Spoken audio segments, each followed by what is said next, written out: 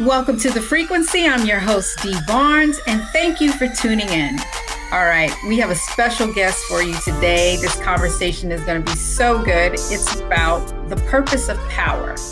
And who do we have? Alicia Garza. You know that name because she is one of the co-founders of the Black Lives Matter movement. And we're going to talk about this book and organizing and all kinds of organizations and how do we gain power. And right now on The Frequency, welcome Alicia Garza. What's up, sis? Hello, my love. Thank you for having me. It's good to see you. Great to see you too. And thank you for taking the time. I appreciate you. I have to talk to you about your book, The Purpose of Power. But first, I want the audience to get to know you a little bit more. Where did you grow up? You know, I am a Bay Area born and raised homegirl and hand grenade, as they say. Yes, one of my favorites. I love that title, Sonia Sanchez. Yes. Right, giving homage to our sister. That's right. Yeah, I'm born and raised in the Bay Area. I grew up for the first part of my life, well, all my younger life in Marin County, which is like north, I think, of San Francisco. It's on the other side of the Golden Gate Bridge, right in between the Golden Gate Bridge and the Richmond Bridge. And then I lived in Oakland for about 20 something years until I recently moved to the state of Georgia. See, these are rich cultural cities that you're in, deep, deep, deep in the community. Definitely. So what led you to your path to become an activist? You know, I would say that my initial kind of path here was through my mother. I don't think she meant to do it. Right, right, right. I don't think she meant to do it, but a couple of things. One, my mom used to tell me to look up everything, right? I Mm, remember one time she brought me home a t-shirt. My mom loved free stuff. And she yes. brought me home a t-shirt from the 7-Eleven, and it said free Kuwait. And I was like, what's Kuwait? She was like, look it up. And this was like Yep. before the internet. I was just about to say that my mom did the same thing. She brought those, remember the encyclopedias? Yes, yes. And we That had was to buy our Google. because she got hers at the garage sale, right? So Yes. I was looking it up, like, where is Kuwait? And I would learn about the conflict happening there. Mm. But really, there's like an ethos that my mom really, I think, embedded in me, which is that everybody deserves to live with dignity. My Ah, mom would say hello to every Black person she ever saw anywhere. And if right. I didn't say hello to, she would pop me one, and remind me, Yes. you always got to say what's up to our people. Hmm. Because we live in a world where our people are not respected and not even acknowledged. And so Right. I'm going to be a part of that. And also, I'll be honest, my mom, for the first part of my life, was a single mother, and she Hmm. raised me until I was about 4 with her twin brother. And so my mom would work during the day, and my uncle would work at night. And my mom talked to me a lot about how hard that was. She talked to me about how child support really didn't cover much, Right. and you had to fight for every 10 cents of it. And she really also talked to me about, the importance of making good decisions with good information, right? She did Right. not tell me anything about birds and bees. I never heard stork stories. She was like, Right. sex makes babies and babies are expensive. Right. Right. I love that. I love the fact that mothers in particular, especially single moms, they have to. They're so truthful. They That's don't right. have time for the fairy tale That's because right. they're so entrenched in the reality. You know what I mean? My mom instilled the same thing into me with speaking to people. Yep. Yep. Especially speaking to our people. And sometimes because of the world and everything that our people have gone through, there's that shield, that wall, that defense mechanism. And it's always so disarming when you do speak to them. That's right. They're like, oh, hey. Why are you talking to me? Right. Yeah, why are you talking to me? Or it's like, oh, hey, I guess it's like I can let the shield down a little bit, That's right. That's right. I have to get into your book now because I feel like that was your upbringing, was your path to write this. Am I wrong or am I right? You got it. You're right. The Purpose of Power. I love it. As you can see, I have all my my little stickies in it. It is amazing. I mean, first of all, I admire anyone who writes a full book. No. You know what I mean? How did you get there? Like, how did you manage to go from beginning to end? It's really funny. I have a few girlfriends right now who are writing books and they're trying to finish, and they're in the part of book writing, which I call just being in the tunnel. Yes. And you're like right in the middle of it. You can't see the light at the end and you can't see where you came from. You're just right. And you have to just keep digging and have faith that there's light on the other side. One of the things that really inspired me to write this book, obviously, was my mother. Mm-hmm. But in addition to her, because my mom always loved my writing and always wanted me to be a writer. Nice. Which, I had to, after she passed away, I didn't think I was going to finish the book. And I just knew, like, I got to do this for Mom. She would be very disappointed if I quit in the middle. But there was also like a political imperative for me. And, we were right at the precipice of a major election in this country where we could have made some decisions that were permanent, right? Right. And I'm, of course, referring to the election between Trump and Biden. Yes. And really, it's not a party thing. Like many Black people, I do what I think is in my best interest. Right, of course. I mean, most people do. Right. But for me, what I was looking at was the movement perspective. And, there's not a lot of books on organizing. There's a lot of things that are retrospective and look back. And they're coming from the outside, right? These are people who study people who did the thing. And I Right. think more of us who are actually doing the thing need to write. My book is not the definitive book on organizing, but it was meant to spark a conversation amongst other organizers and people who are trying to create change about what we think it takes and what we're doing it for. This work is really hard. If you don't have clarity about what you're trying to get out of it, yes, then you're not going to be in it for very long. I also really wanted to put at the forefront, sister, that power is actually what we're fighting for. And that is really different than I think a lot of the ways that we talk to each other as Black people, especially about what it is that we want. I think we're taught in some ways that what we want is like white people's version of the thing, but make it Black. And I'm like, I'm not sure. I think we want the ability to make decisions for ourselves. And I think we want the ability to create systems that don't actually result in inequity and poverty and pain. And in order for us to do that, we actually have to consider, what does that take?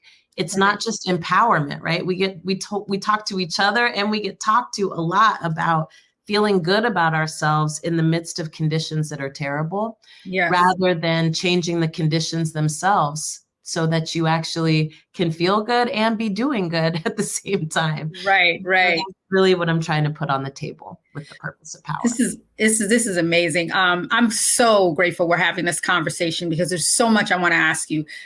First, I want to break down what you said about movement. And it's something you said that was so profound in the book. You said that hashtags do not start movements, people do.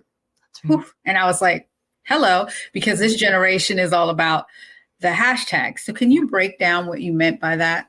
Yeah, well, I've come to start saying that over the last decade because, with the rise of Black Lives Matter, I think the most common question that I would hear, besides, don't all lives matter, which. Right.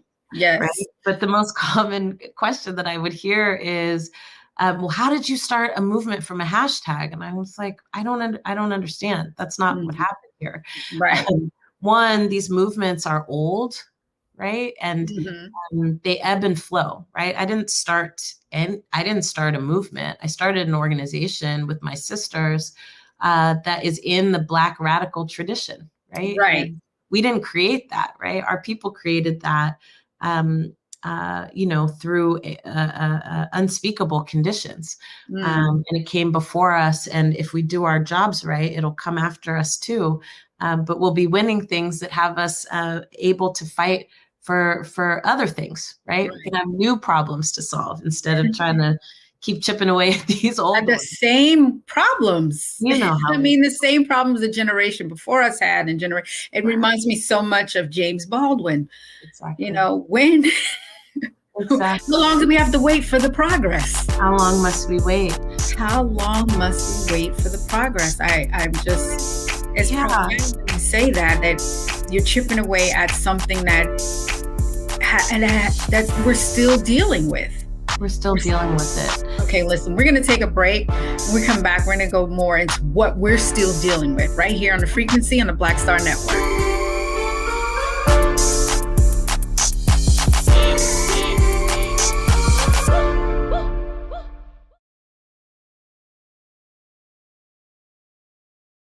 Black Star Network is here. Oh, no punch! I'm real revolutionary right now. Thank you for being the voice of Black America. All momentum we have now, we have to keep this going. The video looks phenomenal. See, there's a difference between Black Star Network and Black-owned media and something like CNN. You can't be Black-owned media and be scared. It's time to be smart. Bring your eyeballs home. You dig?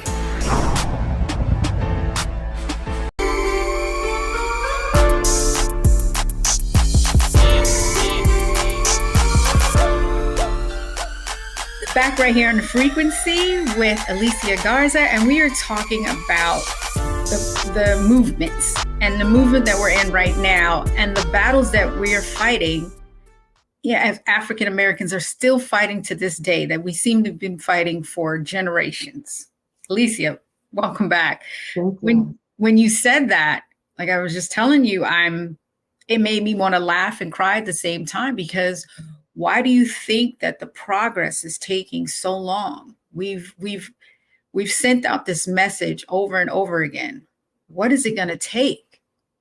Mm-hmm. I think it's got to take a couple of things. Yes. And what I'm going to say, Sister D, you're going to understand deeply. One, I think it takes power. So we need to be making the rules. We need to be the people who are setting the agenda. And we need to have an agenda that is not just focused on a small group of people, but like does the best for the most amount of people. Right. So that's one piece. But then there's an internal piece that I really, have been thinking about a ton. As a student of history, I know that all successful movements are interrupted, right? And they're often interrupted by outside influences, but they use members of our communities, right? To kind of create strife and, discord and disharmony. And, it's interesting because when you look throughout history at every successful movement, right, that has been an element.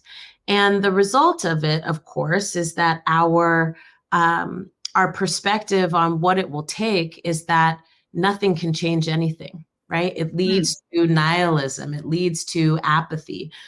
We come to think of ourselves as inherently flawed people that can't get anything right. And I think we have to really develop and design tools to protect against that, especially in a culture where we are now bombarded with so much information that we don't know where it comes from. Right. Before we can fact check. Yeah, we just absorb it. We just absorb it. Like, how long did it take for me to learn your story and your history, sister?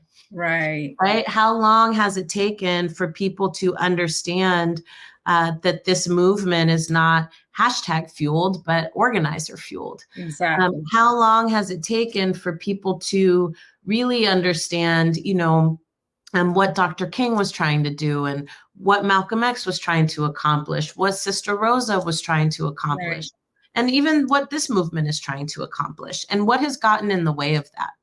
I talk about this in the book about, the stories that we tell that I call fairy tales, that we perpetuate, that make us feel better, but confuse us about how change happens and what gets in the way. And I don't subscribe to the notion that we're our own worst enemies, right? I don't do that. Okay. But what I will say is, if we really about this life,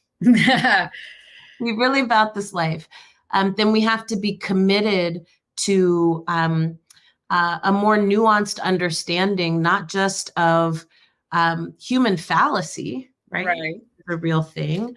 But we also have to be really deeply entrenched in the strategies that white supremacy and this government has used to keep itself intact. And we have to hold both of those things together, and then make assessments, right, about what we're working with and how it is that we move forward.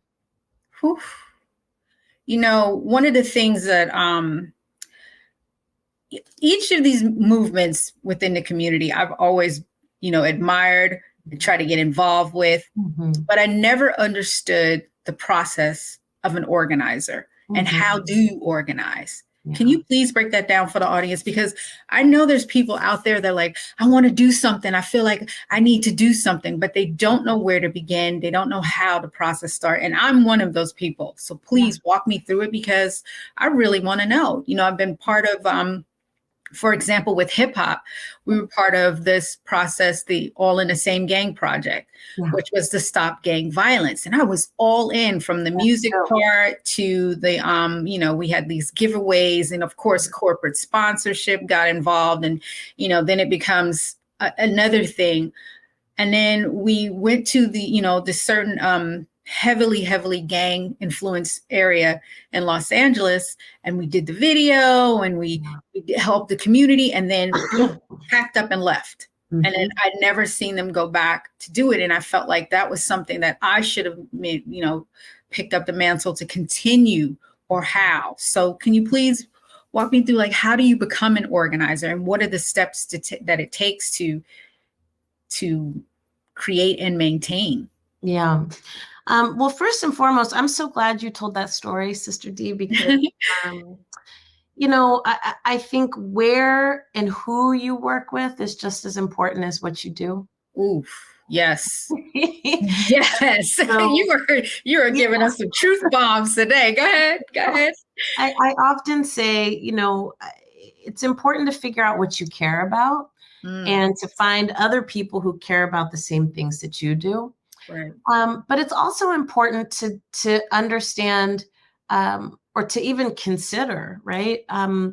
What's important to me about how the work gets done and who I'm working with.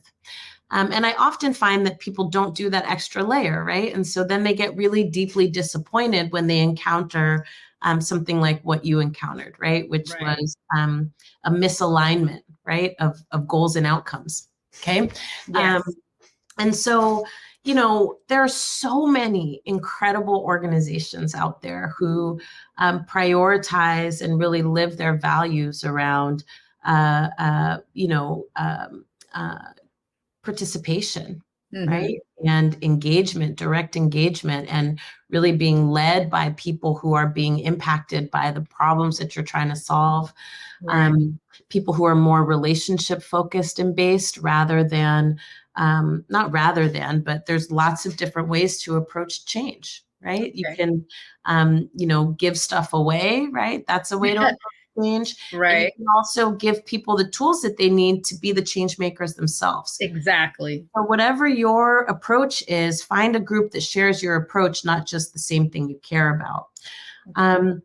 And then the other thing I would say is that organizing is fundamentally about building relationships among people who don't currently know each other, who care about the same things and want to take action together.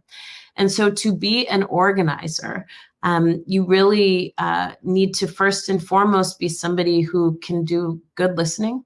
Right. Somebody who is also themselves willing to share, your vision, your hopes, your fears, right? And then also someone who is thinking about over time, how do we think we solve this problem? Okay. And I think with organizing, we have this idea, right, that there's one person. This is an example of those fairy tales. We can all name, a leader of a movement, but can we name the engine behind it, right? Like, do people talk about Diane Nash? Do people talk about the fact that Sister Rosa continued to organize well into her 80s, right? Wow, they don't. Like, literally. And it's because we don't know that, right? We're taught that, for you to be an organizer, you have to be the one with the bullhorn. You got to be the one in front. And that's not what organizing is. Organizing is reaching as many people as possible who are looking for you and getting people together to come up with solutions to the challenges that we face.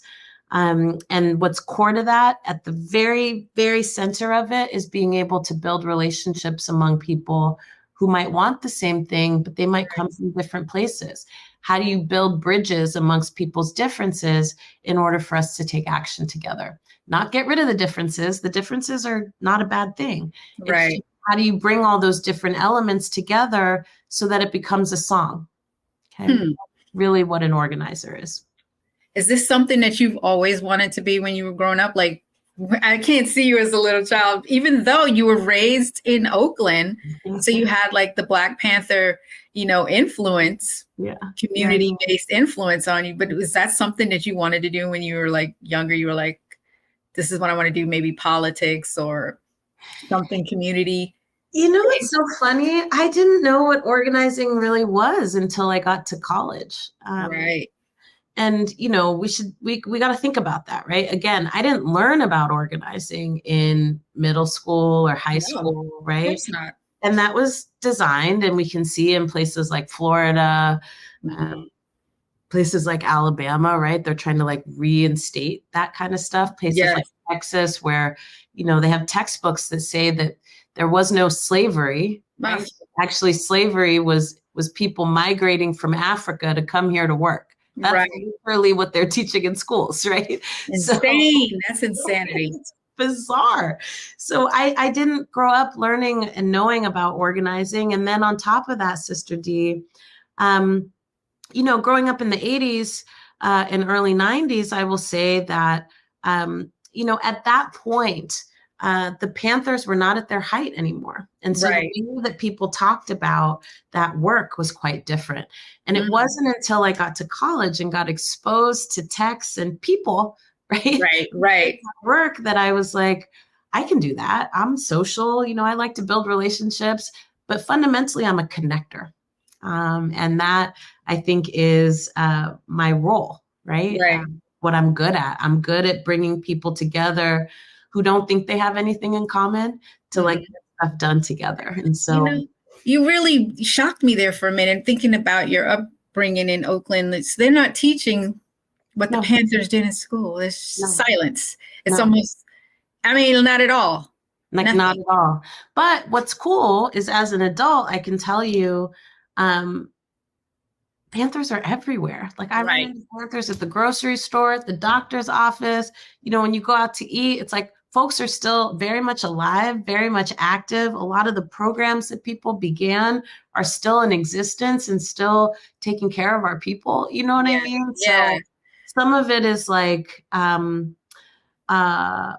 being able to also expose people, right, to what's in front of their face. That is also a part of organizing, right? Like we're all taught to see the world a certain way, and the way we're taught to see the world benefits a certain group of people and benefits a certain arrangement.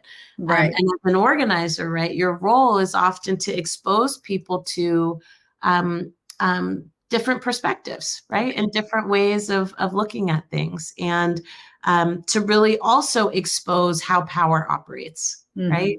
It wasn't until somebody organized me, right, that I understood, not only was I not taught this stuff, right, but there was actually an agenda behind not teaching me these things. Then I became committed to finding out more, right? Exactly. More. I feel like this is what people are doing now on YouTube, but they're going down weird, like rabbit holes that, may not take you into a good place. Yeah. Radicalizing people in different directions. We're going to take a break, and when we come back, we're going to get into our favorite chapters, the purpose of power, right here with Alicia Garza on The Frequency on the Black Star Network.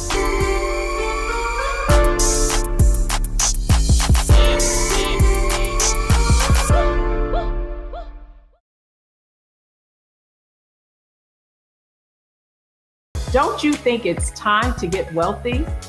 I'm Deborah Owens, America's Wealth Coach, and my new show on the Black Star Network focuses on the things your financial advisor or bank isn't telling you. So watch Get Wealthy on the Black Star Network.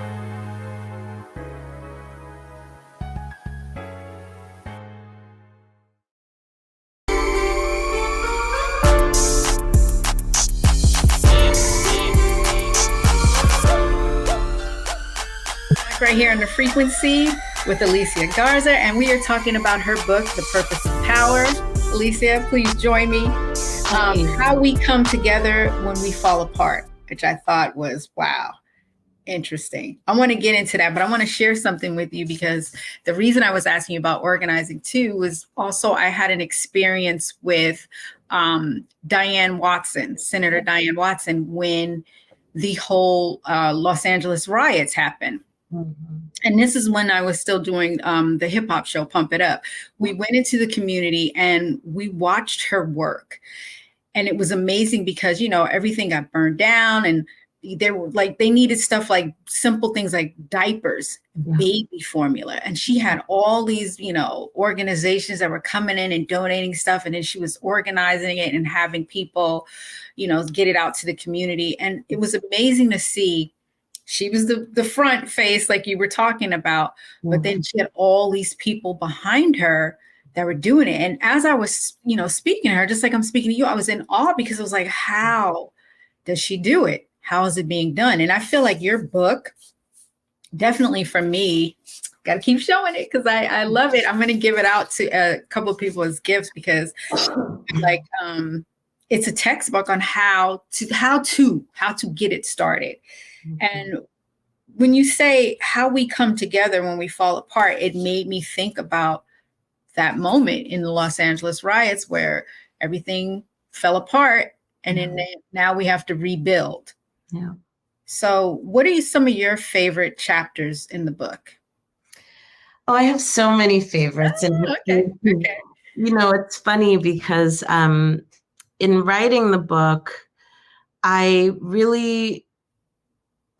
don't think I did as much editing as I would have done if I had allowed myself to like think about it, right? Right. Stuff that I felt like just needed to be talked about that I felt like could be controversial, but shouldn't be, right? Like these are, again, in the same way that, right, like SNCC had all these debates about, you know, do we register people to vote or do we train people how to do direct action, right? Right. I feel like there are a series of debates that we need to have as a generation and figure out where we land in terms of how do we think we win in this moment? How do we think we come together when everything is very clearly disintegrating? One of my favorite chapters in this book is pedestals, profiles, and platforms. And you know, it's a piece of the book where I really talk about how for the first time in my lifetime, you know, activists really got celebritized, right? Yes. This is not a thing that I had ever seen. I've been organizing for more than 20 years.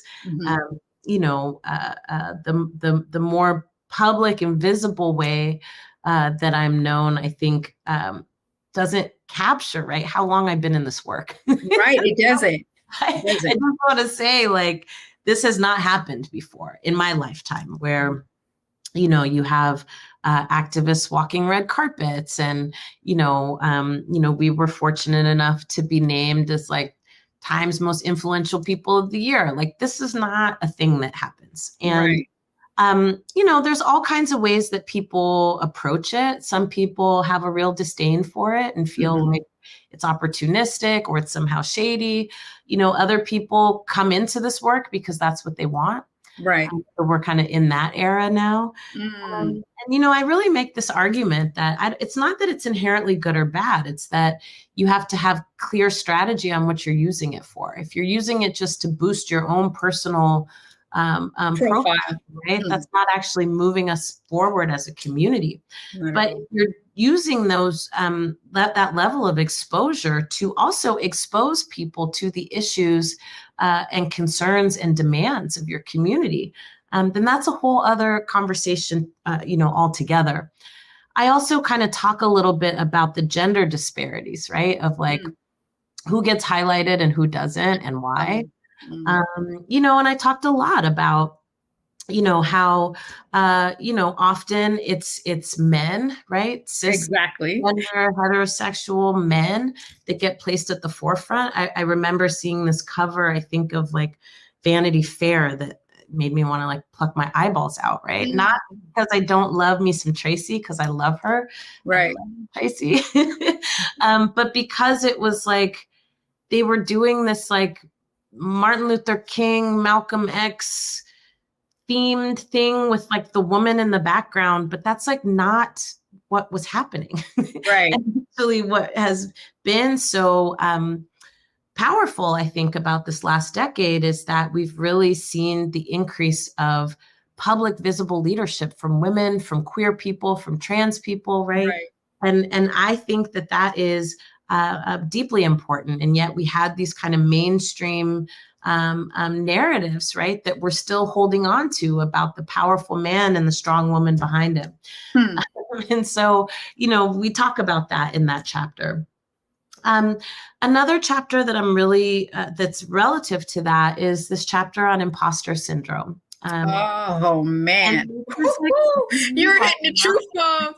Because I've been feeling that lately. I have been in it. Yeah, it's my love letter to us, honestly. And I talk about, right, how it's not so much that there may be some piece of imposter syndrome for Black women and women of color where we feel like we don't have the appropriate skills or we're just not good enough, right? But also patriarchy is a real thing. And, living in a world where men get to be mediocre. Okay. I'm talking the bare minimum.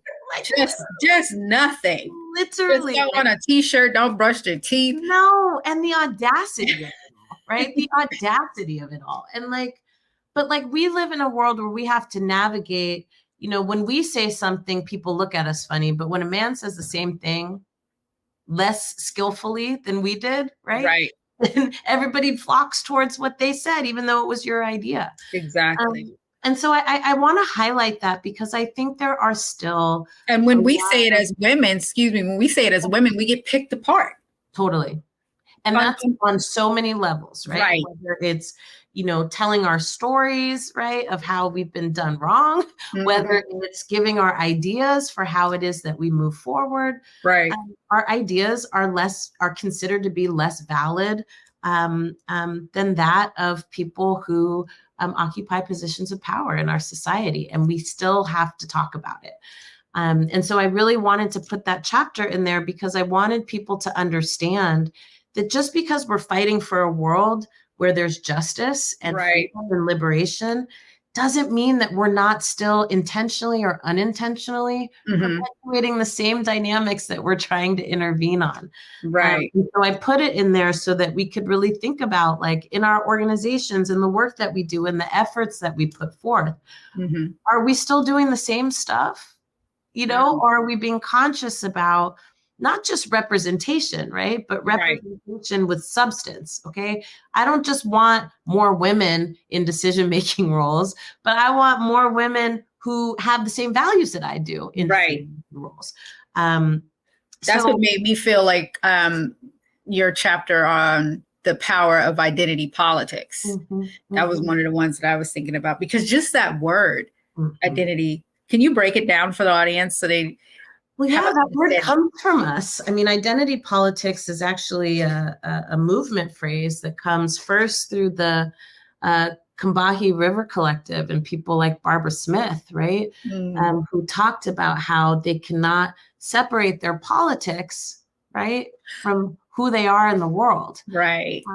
Then it gets co-opted, right? It gets co-opted by conservatives in this country who use it as a pejorative term. Identity politics goes from how you reconcile, right? Being of color, being woman, your sexuality, right? In a world that doesn't want you to survive because of that, to, woke whining, right? No, you did not. Wait, you done said the buzzword. No, you didn't. I did. The woke. And then what do you think about that? Like how they're taking the word? And I think it's complicated because honestly, what happens is we start to adopt the same stuff. So then you start hearing Black people be like, I'm not into that identity politics stuff. What is you talking about? You don't have a choice. Exactly. If you are aware of the fact that you are Black in this country, you do not get to abhor identity politics. And just because some white man in a suit told you it was wrong doesn't mean you have to adopt that. That comes from our foremothers. You understand me? That was the way for us to wrap ourselves in bubble wrap, right? Say, we got to outlast this idea that we have to leave parts of ourselves behind in order to pursue justice and freedom. And so I put that in the book because I needed people to understand some of these really tricky methods that conservatives in particular use to create and stow division and confusion amongst our own ranks. You have us talking about us against us, right? Yeah. But we don't understand the origins of where those things come from. And we don't understand always the impacts, right, of adopting those narratives. We don't need to be microphones for, my mom used to say, for example, the devil don't need no help. Okay. Yep. So people say, I'm just being a devil's advocate. She would be like, the devil don't need no help. They're doing fine on their own. Conservatives don't need help in terms of getting their message out. We shouldn't keep kicking around their language, trying to draw people's attention to it, because all it's doing is embedding it. Right. Right. What we do have to do, though, is organize our people, make sure our people are equipped with the information that we need to be critical thinkers, right? And to see through the nonsense, and also to see what's on the other side. Right. That's why I wrote That's what I want to get into next. When we come back from the break, we're going to talk to Alicia about how do we get to the other side and acquiring that power right here on the frequency on the Black Star Network.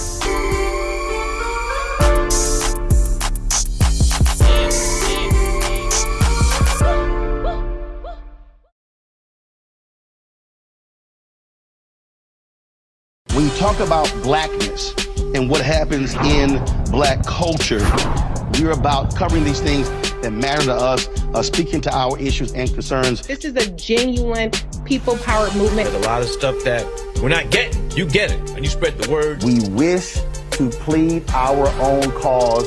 Too long have others spoken for us. We cannot tell our own story if we can't pay for it. This is about covering us. Invest in Black-owned media. Your dollars matter. We don't have to keep asking them to cover our stuff. So please support us in what we do, folks. We want to hit 2,000 people, $50 this month, raise $100,000. We're behind 100,000, so we want to hit that. Y'all money makes this possible. Checks and money orders go to P.O. Box 57196, Washington, D.C. 20037-0196. The Cash App is $RM Unfiltered. PayPal is R Martin Unfiltered. Venmo is RM Unfiltered. Zelle is Roland at RolandSMartin.com.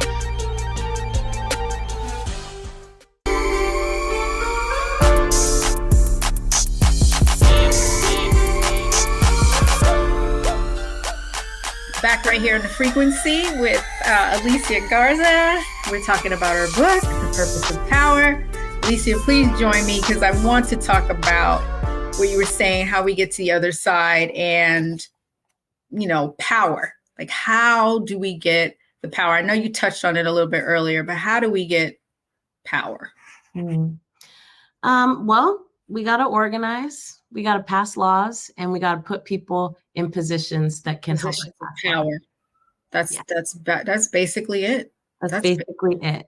And I think that's important because I think a lot of people haven't fully thought about how power works and also how we get it. Right. And so I hear people all the time being like, we should just boycott or we should just not participate. And I'm like, okay, I hear you. But here's the challenge with that. It makes you feel good. Right? It definitely makes you feel good.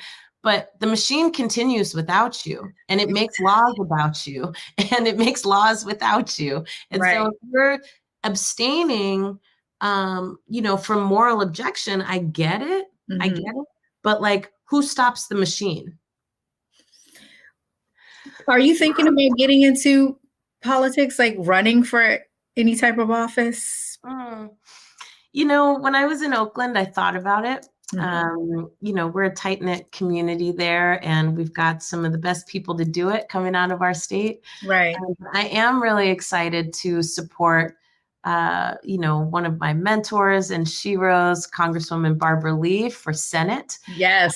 And she will be the only Black woman in the U.S. Senate if she is elected, and the only Black woman for sure with our values. So big shout out to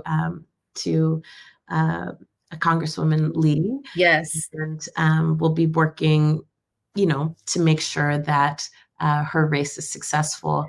And then also my sister, Latifah Simon, who is a warrior and has been a warrior since she was like 16 years old, right? Like people don't know that Latifah, I believe, is the youngest person, one of the youngest people to win a MacArthur Genius Award. I mean, like Latifah has been helping to like run the BART transit system for the last 10 years and killing it, and has brought in more money than any of her predecessors to help improve the system. I wouldn't have known about her until you tweeted about her. That's what I'm saying. I'm obsessed with her, and she happens to be my friend. But one of the reasons that I'm obsessed with her is that Latifah does all this stuff, right? And she just moves how she moves. She doesn't do it for the accolades, right? She just moves how she moves. Like, putting community ambassadors on BART instead of police officers, right? Like she knows what's up. So she is running for Congresswoman Lee's seat. And so this time next year, we could be putting 2 Black women from California into the United States Congress, which I'm 100% for. And I would just love to work for and behind them. That would make me so happy. That's how you get involved. You're working as a support system. I see you. I see you as like the help from the foundation. So what is Black? What is it? Black Future Lab. Excuse me. What is that? Is that your organization? Is that something you started? Yeah. So in 2017, I left Black Lives Matter because I really wanted to start an organization that was focused on building power with elections. Right. And, this has been an age-old debate in our movements about whether or not to participate in elections. Obviously, we know that there is a ton of corruption inside of government, and government does not function the way that we want it to.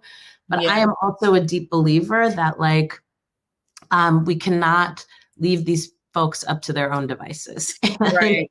There's too much at stake, and there's too much online for us to just walk away from it. It's ours just as much as it's theirs, right? If not more so, right? And so I built the Black Futures Lab in order to work to make Black communities powerful in politics, so we could be powerful in the rest of our lives. When we think about issues of police violence, when we think about issues of public safety, when we think about issues of affordable housing or jobs or wages, all of these things are decided through policy, not through wishing and hoping that things would be different. That's right. And too often, right, Black folks are not only not at the table, but we're not even shaping the agenda of what's being discussed. Right. And our work aims to change that. So we do build independent Black political power with a range of strategies that includes collecting recent and relevant data about who we are and what we care about. We have run and conducted the largest survey of Black people in American history with our Black Census Project.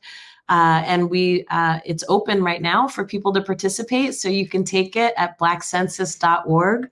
Nice. You don't have to be, political. It's a nonpartisan survey. You don't have to give us your contact information or your name or anything like that to take the survey. We just want to know what you deal with, what you think is important, and what you want to see done about it. And then we take that data and we do something called the Black Agenda. And we'll be doing that for 2024, which is taking that information and turning it into a legislative agenda of policies that we fight for together in cities and states to make a real change in our neighborhoods.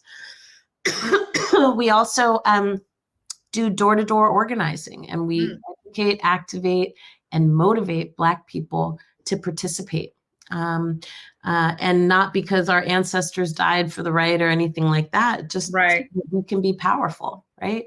Exactly. It's us that are putting these issues on the map. And it's important for us to participate so that we can maintain and build our power. So that's something that we work on. And then we tell new and different stories about who Black people are and who we can be. We are bombarded every single day by narratives that tell us we're not enough, that we don't do enough, that we don't do the right thing. And the fact of the matter is more of us do the right thing than the wrong thing or nothing at all. And so we want to put those stories out there, and we do that, in a number of different ways. If you want to learn more about the Black Futures Lab, you can visit us at blackfutureslab.org. And of course, if you want to take the Black Census, take it at blackcensus.org and then pass it to like 5 of your friends. That's right. That's amazing. I have to ask you, you said that in 2017, you left Black Lives Matter. What was that like? Because you were one of the original founders of the organization. What led you to that decision? Yeah.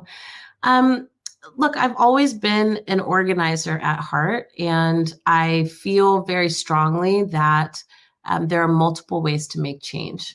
For me, I don't think it makes sense for all of us to be concentrated in one lane, right? Right. You need many approaches, many perspectives.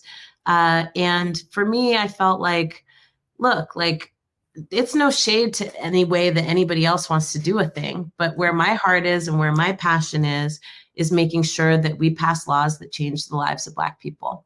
Right. And so, I decided to start something myself that could help contribute, right, to this bigger approach and strategy. With that being said, I'm very grateful to be like the smallest part of something that has literally changed the course of history. It really has. It really has. And I have to tell you, thank you. Thank you for doing that, you and your sisters, because that has really, I think it has helped a lot of people, Black people, just have an umbrella to come underneath to connect, and not just Black people. I mean, it connected all people. And it was really a movement, a force of change. Do you still feel like it is a movement and a force of change? I do. I feel like it's been quite beat up. Right. So, but I do think that, people are thinking about race in this country in a whole different way. And we're also thinking differently about what's possible. And so again, I'm grateful to be the smallest part of something that has had such a major impact. And I look forward, years from now, of continuing to correct the record. Right. About the work that has been done and the work that is being done. And as I said, as a student of history, I look at things with a lot of nuance. Yes. Right? And I am aware, right, that that this movement has had such a global impact, right, that it has a bullseye on its on it. And so I don't take that lightly. Right. Has it been a bullseye on you? Oh, absolutely. In fact, in 2020, right, actually the day that my book came out, I was visited at my home by the FBI. They said that my name was on a hit list with several other elected officials and, other activists. And the FBI came to my house, give me a duty to warn, which is basically like, they just tell you some heads up, but you on your own. Yeah, but we can't do anything about it, and you should just be really careful type stuff. But interestingly, next month, so the people were caught, and it was actually not just one person; it was like 9 or 10 people that were a part of a Aryan Nation cell. Oh my God! They had planned to blow up power grids and kill a bunch of people, and they're actually going on trial pretty soon in North Carolina. So. Racial violence and racial terror is still very much a tactic that is used to stop and disband and disrupt. Yeah, absolutely. How do you feel now about your safety? I feel okay. Good. I was always taught that, whenever there are threats made upon you, you're not supposed to be secret about it. You're supposed to tell people, you're supposed to tell a lot of people, because you want to be looking out for you and making sure that they know if something is out of the ordinary. And so I feel good, and I certainly feel embraced and protected. Good, because we want you to be embraced and protected. I appreciate that. Of course, sis. And what's in the future for you? What's next? I'm like coming off of this midterm election. We just got our numbers back about how we did door knocking in North Carolina and California and Georgia and Wisconsin. And I'm really happy to say that through our work at the Black to the Future Action Fund, which is like kind of like our an affiliated organization, right? We talked to Black people who may or may not have voted in the last 4 election cycles. Right. Usually folks that get targeted for door knocking are people who, vote all the time. Right. Focused on people who are like, I'm not sure if I'm going to vote or not. Right. I vote sometimes, other times. And because of our work, Sister Dee, we increased voter turnout by 50% amongst people who voted infrequently since 2018. So that's a big deal to me, especially as it relates to Black folk. Yes. So I'm going to keep doing that. We're still working on the Black census. We're trying to get to 200,000 responses, and we're about halfway there. Again, we are like shattering records for collecting data on Black people. This literally is the largest survey of Black people in the history of this country. Right. And you can be a part of that. So I'm just doing that. And then also have some creative projects on deck that I hope are able to get off the ground and get out long. But we'll tell more when it's kind of on the way. Thank you for sharing that with us, and thank you for sharing your time with us. This has been an amazing conversation. I have to tell everyone, please read this book, The Purpose of Power, How We Come Together When We Fall Apart. It is amazing. I'm giving it out to several people. I want my daughters to read it. I think it's important, and I hope that it'll inspire me to take the mantle and do something on that level. You're already doing Never be on your level, but close and supporting it. Already doing it. So thank you, sister. I really appreciate you. Thank you for being here. Thank you for having me. All right. And you stay safe. We love you. We love you. We appreciate you. Thank you. With that. Okay, good. Big hugs and much love. Thank you for having me. Thank you.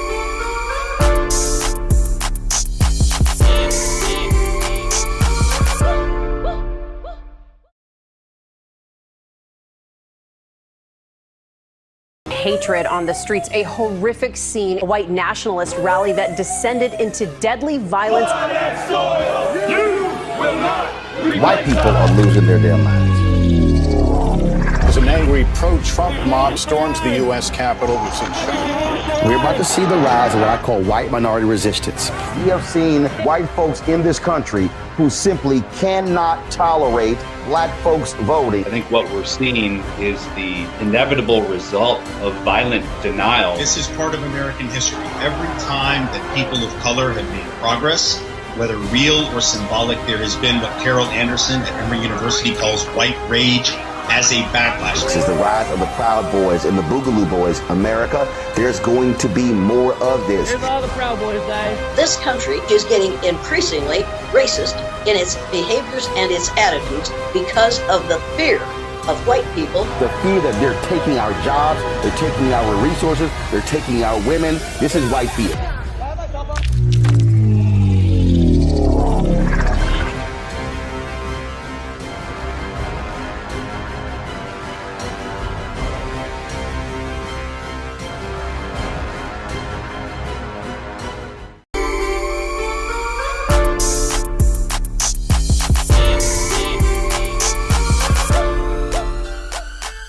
All right, another episode of The Frequency with this book right here, The Purpose of Power, How We Come Together When We Fall Apart by Alicia Garza. I want to thank her so much for the truth bombs that she let off today. She really helped us understand the meaning of the movement, Black Lives Matter, and all the things we talked about, discussing politics. And I hope that, everyone out there enjoyed this conversation and that you take something from it where you might go into your own community and start a movement, an organization. Remember, it doesn't start from hashtags, it starts from people. Thank you. I'll catch you next time.